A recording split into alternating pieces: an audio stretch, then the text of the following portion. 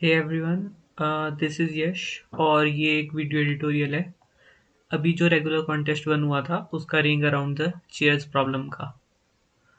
Okay, तो देखते हैं इसमें हमें क्या दिया था। इसमें हमें दिया था there are N chairs arranged in a circle. Unfortunately you are currently seated D distance away clockwise from your favourite chair. In one move you can move to the chair that is M chairs away from your chair. तो हमें ये बताना था कि हम एक finite number of steps में अपनी फेवरेट चेयर पे आ सकते हैं नहीं। तो सबसे पहले हम इसका एग्जांपल देखते हैं, जैसे कि 7 1 2 एन डी और एम की वैल्यू, राइट। तो एन की वैल्यू 7 है, डी की वैल्यू 1 है और एम की वैल्यू 2 है। तो सबसे पहले लेट्स से ये 4 5 6 7, ये 7 सीट्स हैं एक सर्कल में। और लेट्स से इस सीट पे हमें आना है, ये हमारी फेवरेट सीट है, तो इसको मैं टी बोल देता हूँ। और हम एक सीट दूर बैठे हैं उससे फर्स्ट, तो ये हम मान लेते हैं कि हम यहाँ बैठे हैं क्लॉकवाइज। एस ये हमारा स्टार्टिंग पॉइंट है और हर बारी हम टू टू जंप कर सकते हैं, टू लेंथ की। तो पहले हम यहाँ आएंगे, उसके बाद यहाँ से हम यहाँ जाएंगे और यहाँ से हम यहाँ।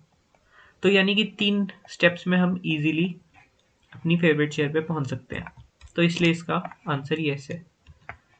तो अब हम ये देखते हैं कि हम इसको सॉल्व कैसे कर सकते हैं, हमें अप्रोच कैसे करना चाहिए इसको। तो पहले तो अगर हम एन और एम की वैल्यू देखेंगे तो वो बहुत बड़ी है और ऊपर से टेस्ट केसेस भी है। तो टेस्ट केसेस की वजह से टी फैक्टर तो आएगा ही। अगर उसके बाद भी हम एन ओ ऑफ एन में इसको सॉल्व करने की कोशिश करेंगे तब भी वो टी एल ही देगा, क्योंकि that will make it up to 10⁻13 और हम 10⁻8 तक ही एलो कर सकते हैं। तो ऑब्वियसली यहाँ पे ऑफ एन तक नहीं चलेगा, यानी हमें बहुत ऑप्टिमाइज्ड सॉल्यूशन चाहिए। तो यहाँ पे हम क्या करेंगे, सबसे पहले तो इसको विजुअलाइज करने के लिए हम सर्कल की जगह एक एरे में इसको विजुअलाइज करते हैं, या फिर एरे भी नहीं, एक लिस्ट टाइप। और तो ये हमारी एन चेयर्स है, ठीक है। और हम मानेंगे कि हमेशा हमारी फेवरेट सीट ये है, क्योंकि रिलेटिव पोजीशन होती है सर्कल में, मैटर नहीं करता एक्चुअल कौन सी सीट है, हमेशा रिलेटिव सीट मैटर करती है। तो ये हमारी फेवरेट सीट है हमेशा, लेट्स कॉल इट टी। और हम कितने डिस्टेंस दूर बैठते हैं उससे, एस डिस्टेंस। तो लेट्स से ये हमारा एस है, एस डिस्टेंस हम दूर बैठते हैं और ये हमारा स्टार्टिंग पॉइंट है, ठीक है। अब हमें क्या करना है, इवन और हम क्या कर सकते हैं, हर बारी में एम लेंथ की जंप कर सकते हैं आगे। तो लेट से मैं 2 लेंथ की जंप कर सकता हूँ, तो मैं क्या करूँगा, यहाँ से इधर जाऊँगा 2 लेंथ की जंप करके। उसके बाद मैं मान रहा हूँ कि ये सर्कल ऐसे कनेक्टेड है, क्योंकि इवेंचुअली तो ये सर्कल है पर हम इसको एरे की फॉर्म में विजुअलाइज कर रहे हैं। तो यहाँ पे जाऊँगा मैं, फिर 2 लेंथ की यहाँ से क्या होगा 1 2, यहाँ पे आऊँगा, ठीक है। तो हम ऐसे लूप करते रहेंगे इस सर्कल में, लास्ट इंडेक्स के बाद हम फर्स्ट इंडेक्स कंसीडर करेंगे। तो ऐसे हम सर्कल को विजुअलाइज कर रहे हैं। तो सबसे पहले हमारी स्टार्टिंग सीट हमने फर्स्ट इंडेक्स पे मान ली, एस डिस्टेंस की दूरी पे हम बैठे हैं यानी यहाँ पे, और हर बार हम एम लेंथ की जंप कर सकते हैं। तो हम क्या करते हैं, एक इक्वेशन बनाने का ट्राई करते हैं। तो इक्वेशन क्या होगी, इक्वेशन होगी एस प्लस के टाइम्स एम, या फिर के की जगह मैं इसको एक्स बोल देता हूँ, X times M is equals to N times Y. अब यहाँ पे एक्स और वाई क्या है, ओके। तो एक्स यहाँ पे मैं बोल रहा हूँ, x is the number of moves. मैं मान रहा हूँ कि एक्स मूव्स करके मैं इस टी सीट पे वापस पहुंच जाऊंगा। और वाई क्या है, Y is the total number of loops, कि मुझे कितने लूप करने पड़े टोटल मुझे कितनी बार घूमना पड़ा इस एरे के अराउंड, यानी इस सर्कल के अराउंड। लेट से अगर मैं यहाँ पे हूँ और मैं एक लूप के बाद इधर आ जाऊँ तो y की वैल्यू 1 होगी, क्योंकि मैं एक बार इस एरे को क्रॉस कर चुका हूँ। अगर मुझे 2 लूप्स करने पड़े, यानी एक बार मैं यहाँ गया, फिर शुरू में गया, फिर दोबारा एक लूप करके तब जाके मैं यहाँ पहुँच जाऊँ किसी तरह, तो y की वैल्यू 2 होगी। ठीक है, तो ऐसे वर्क कर रहा है। तो ये हमारी इक्वेशन बनी। पहले तो हमने इसको मैथमेटिकल टर्म्स में लिख लिया। इसको रीअरेंज करते हैं तो ये बनेगा N Y minus X M is equals to S. ठीक है, यहाँ पे हमें किस किस की वैल्यू पता है, एस की वैल्यू पता है, एम की वैल्यू पता है और एन की वैल्यू पता है। एक्स और वाई हमारे लिए अननोन है। अब इसमें एक बात क्या है प्रॉब्लम में, कि हमें यहाँ पे वैल्यू नहीं बतानी है, कोई स्पेसिफिक हमें वैल्यू नहीं बतानी है। यहाँ पे हमें सिर्फ ये बताना है कि येस और नो में आंसर करने की सॉल्यूशन एग्जिस्ट करता है या नहीं। तो अब बेसिकली इसमें रिड्यूस हो चुकी है बात कि इस इक्वेशन का कोई इंटीग्रल सॉल्यूशन एग्जिस्ट करता है या नहीं। अगर एग्जिस्ट करता है तो वी विल आउटपुट यस, अगर नहीं करता तो वी विल आउटपुट नो। अब इसको करने के दो तरीके हैं। सबसे पहले तो हम, अगर किसी को पता होगा तो एक लीनियर डायोफेंटाइन इक्वेशन है और इसका सॉल्यूशन तभी एग्जिस्ट करता है अगर एक्स और वाई, यानी तभी एग्जिस्ट करेंगे अगर एन और एम का GCD of N comma M S को डिवाइड करेगा, यानी एस इज डिविजिबल बाय। इसको हम लीनियर डायोफेंटाइन इक्वेशन बोलते हैं। इसका हम प्रूफ भी देख सकते हैं। दूसरा हम इसको कर सकते हैं लीनियर एक्सटेंडेड यूक्लिडियन एल्गोरिदम से। तो मैं इसका प्रूफ दिखाता हूँ, हम इसको प्रूफ कैसे कर सकते हैं। अगर आपको लीनियर डायोफेंटाइन इक्वेशन पता था तो क्वेश्चन यही खत्म हो गया। आपको पता था कि अगर एस एन और एम के जीसीडी से डिवाइड होगा तो आंसर होगा। पर लेट से आपको नहीं पता था, तो आप इसको प्रूव कैसे कर सकते थे। तो मैं यहाँ पे इसको प्रूफ करने का ट्राई करता हूँ। तो हम बोल देते हैं कि जीसीडी ऑफ एन और एम को लेट से जी के इक्वल है। ठीक है, उसके बाद ऑब्वियसली एन एंड एम को जी डिवाइड करेगा। क्यों करेगा? क्योंकि वो उसका जीसीडी है, वो उसका ग्रेटेस्ट कॉमन डिविजर है।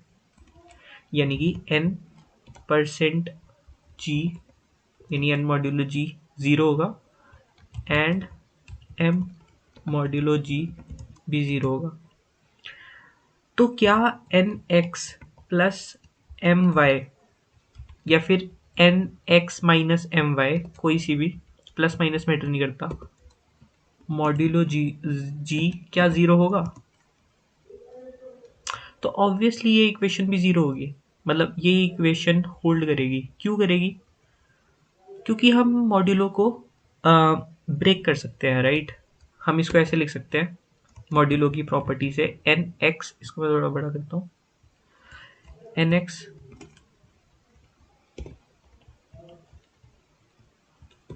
मॉड्यूलो जी प्लस एम वाई मॉड्यूलो जी होल मॉड्यूलो जी, ये 0 होगा क्या? नहीं। तो ऑब्वियसली ये हमें पता है ऊपर कि ये 0 होगा, क्योंकि एन एक्स ऑब्वियसली जी से मल्टीप्लाई डिवाइड हो जाएगा, क्योंकि एन इसका मल्टीपल है जी का। सिमिलरली एम वाई, तो ये पूरी इक्वेशन भी होल्ड करेगी। ठीक है, तो हमने क्या प्रूव किया कि N X plus M Y, ये पूरी इक्वेशन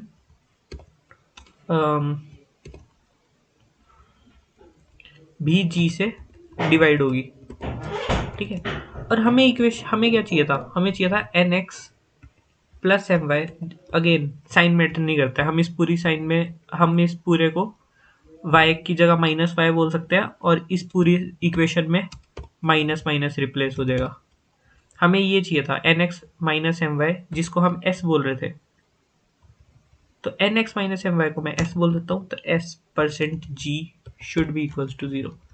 तो यहाँ से ये प्रूव होता है कि अगर s हमारा जीसीडी का मल्टीपल है तभी ये इक्वेशन होल्ड करेगी। और ये डायरेक्टली एक प्रूफ है, ये तो प्रूफ है, लेकिन ये डायरेक्टली एक क्लेम होता है कि अगर इस टाइप की कोई भी इक्वेशन है तो उसके सॉल्यूशन हमेशा तभी एग्जिस्ट करेंगे अगर n और m के जीसीडी का वो मल्टीपल होगा, यानी that thing should be divisible by GCD of n comma m। तो इसका सिंपल सा सॉल्यूशन क्या था, हम यहाँ पे इनपुट लेंगे किस ऑर्डर में, एन डी और एम, यस। तो एन डी और एम का इनपुट लेंगे और उसके बाद cin N C D C M, और उसके बाद हम क्या करेंगे, उसके बाद हम जी सी डी निकाल देंगे, जी सी डी एन और एम का।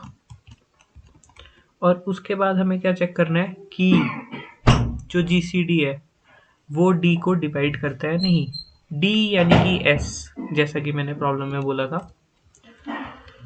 तो सी आउट या फिर directly if D modulo G is equals to 0 then we will see out yes, otherwise we will see out no। तो इसको हम सैंपल पे रन करके देख लेते हैं।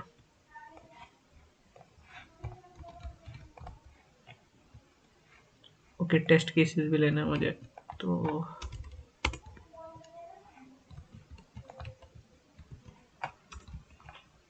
तो यस यस नो नो, और ये मैच कर रहा है तो इसको सबमिट करते हैं।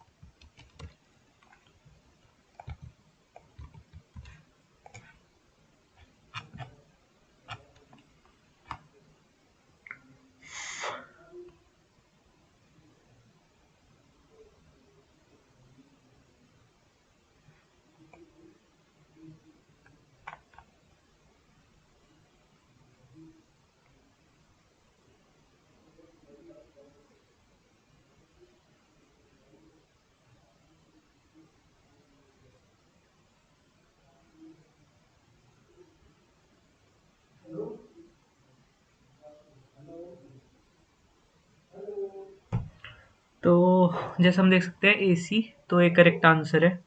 और thank you and I hope कि आपको इस वीडियो से कुछ नया सीखने के लिए मिला होगा। And keep coding.